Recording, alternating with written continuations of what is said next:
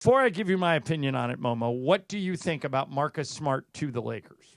I think they clearly need a good point of attack defender, and he's one of the best in the NBA because Right. he's one defensive player of the year. He is not as good of a shooter as you'd like, as you think he is, right? I Right. mean, he struggles from outside, so that's hard to keep on the court unless he has a good year shooting. Toughness, leadership-wise, I think that's going to be a plus. But I kind of wonder what that means for Gabe Vincent. Gabe's also Marcus Smart's to me like a better version of Gabe, like bigger and more experience, et cetera. So like, does he take Gabe's minutes? Like they seem a little duplicative. And how tall is Marcus Smart? 6'6". 6'6". Okay. Yeah, I think. Let me look it up. I feel like he was 6'4". So yeah, it might be. Maybe well, here's the thing. I love this signing, and here's why. 6'3". 6'3". Yeah. So he's shorter. Yeah. Okay. The league, particularly in the Western Conference, is loaded with star guards, whether it be Steph Curry, Devin Booker, Anthony Edwards, Jamal Murray, Shai Gilgeous-Alexander's at the top of the list, Ja Morant. I mean, these 20-point-a-game scorers at the guard position in the Western Conference are all over the place. Who is going to guard that player? Who is going to guard Steph? Who is going to guard Booker? Who is going to guard Shea? Who is going to guard Ant-Man? Probably Gabe. But Gabe's not a 30-minute-a-game guy. I Right. think this gives you another option to defend. I've seen Marcus Smart, the year he won Defensive Player of the Year, he guarded Durant, who's now in Houston on the Western Conference. But so I think it gives them more optionality. I think it gives JJ more optionality. And let's say, Momo, for the sake of argument, that it doesn't work, that Marcus Smart can't stay healthy or he's lost a step, what have you, that the signing doesn't turn out to be what you thought it would be. I know this sounds crazy, but $11 million over 2 years in the NBA is not very much money. Yeah, it's nothing.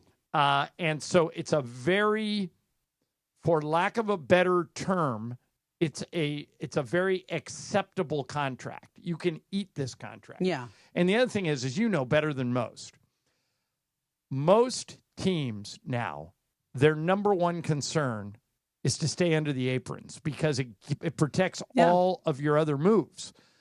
The first apron is at $195 million. Mm-hmm. Do you know where the Lakers' salary is right now? I think it's like 194 or something. 184.9. Yeah, it's They're right there. 100,000. Like Rob put this together perfectly. Yeah. So now they're under both aprons. Very quietly, kind of over the weekend, they released Shake Milton.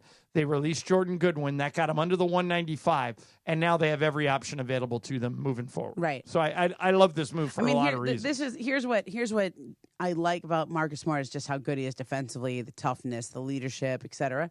But I was looking up his 3-point stats. I want to get it right. The best he has ever shot from three in a full season is 36%.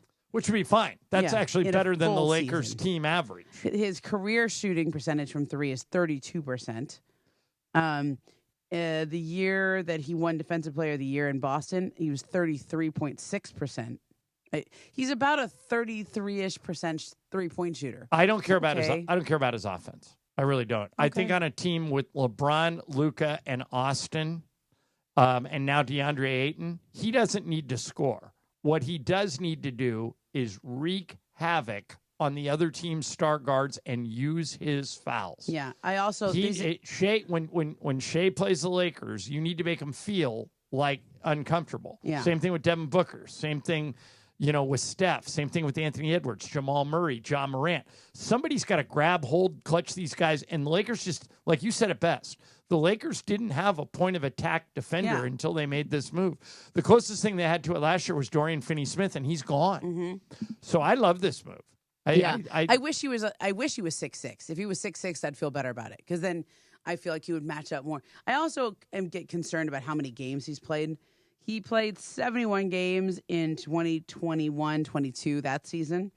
Then he played 61 games. Then he played 20 games. And then last year, split between Memphis and Washington, played a total of 34 games. Right. And So the injuries, So tell me if you agree with this. I think players who spend the majority of their career in the playoffs, and Marcus Smart has, when they get sent to a bad team. Yes. And there is no worse team than the Wizards. They're just a dog with fleas. And even Memphis, that was a sad situation. Well, the reason one of the reasons why they brought him into Memphis was to give them some veteran leadership. Yeah, they wanted him to mentor John Morant. Yeah, because all their players were screw-offs. Yeah. I think if you're on a bad team, you have no incentive to play hurt because you're not going anywhere. Right. It doesn't matter if you win.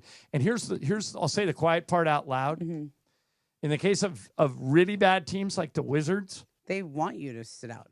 No, they want to lose. Yeah, they want to lose. They would never admit this publicly, but all they care about is getting the highest draft pick possible. So if Marcus Smart is going to help them win, you got a sore knee. Yeah.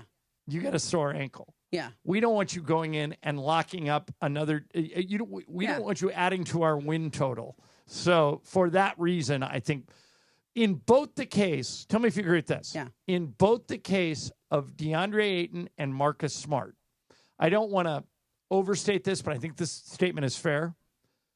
They're both playing for their financial futures. Oh, yeah. In other words, DeAndre Ayton is either going to be back to a frontline starting center in the NBA who commands $20 million a year, or he's going to become a career backup that makes $4 million.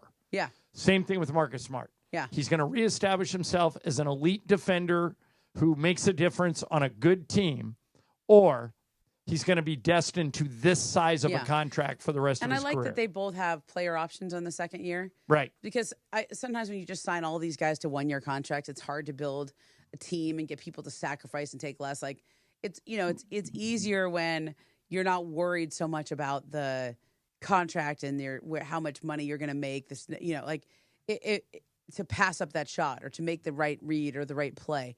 You start thinking about it. Like, oh, I don't have enough. Like, are they going to pay me next year? Am I part of their plans, et cetera? But if you have that player option there, at least you have some protection. Right. To play the right way. I think it also bodes well for the Lakers that apparently Luka helped to recruit Marcus Smart. So there's a small contingent, I would say it's less than 10%, that of the NBA media, of which you and I are both a part, that keeps saying, well, August 2nd's a huge day. Luka might not be staying. Every indication is that they are building this thing around Luka with his input, and I'm convinced he's staying. I'm going to say this, and I know I'll get aggregated, but I feel this strongly about it. I would be shocked if he didn't sign an extension. And it's not going to be August 2nd. That surprises me. Yeah. That you would be shocked. I'd be shocked. There's reasons for him to wait a year. Yeah, but I think he does. I think he plays the next 10 years in a Laker uniform. Yeah, me too. And I think he extends with them this summer. It's or before the offseason. And the fact that Luka called Smart must mean that Smart has guarded Luka and he respects him defensively. Oh, yeah. So I think you got all that going for you. All right.